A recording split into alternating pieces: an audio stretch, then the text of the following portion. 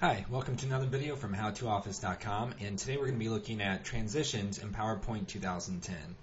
What we want to do today is I have a couple ideas of how I want the transitions to go, and we're going to apply them to the slides to amplify this idea.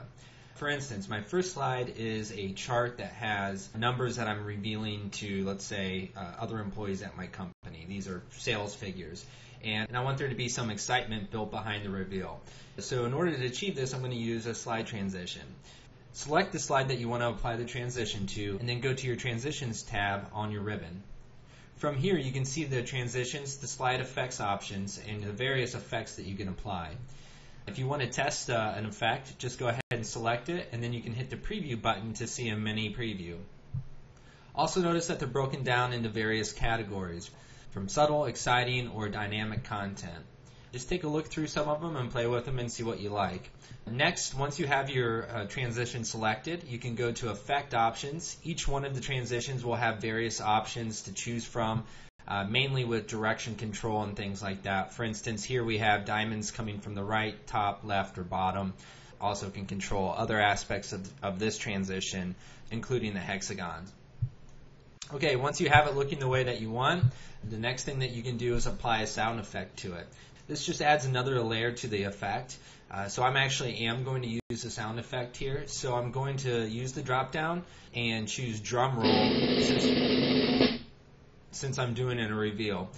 If you don't like any of the sounds that are available to you, you can upload your own sound by going to Other. Then you can pull the sound file off of your computer or your company's network.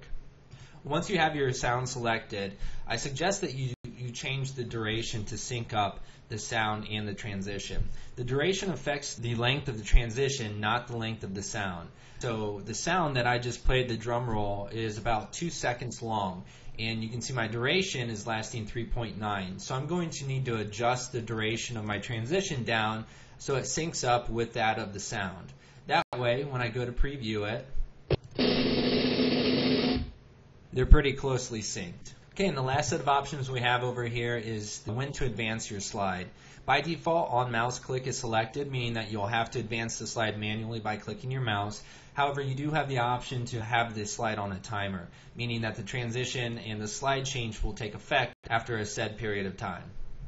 Alright, let's just take a look at some of the other slides that I have to give you an idea of some of the other transitions. For this particular slide, I have another set of chart with numbers on it, and for this, what I want to do is represent breaking through to another level with this set of numbers, meaning that this set of numbers is even higher than the ones that are revealed with, so I want some type of an explosion or a scatter effect to take place, and then for this chart to show up. So for that, I chose Shred, and I changed some of the effect options here to be on Particles Out.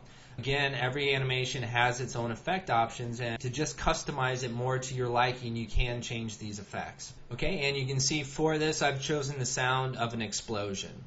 I changed the duration also to match the sound effect, and it's on click for the mouse. And lastly here is one more chart, and for this is representing our profits for the year.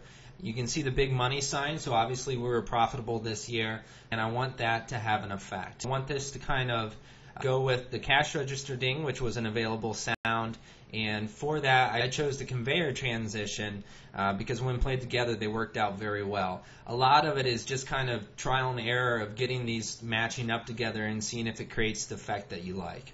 Alright, once we have everything put together, go ahead and preview the transition here. You can see there's my drum roll, my big reveal.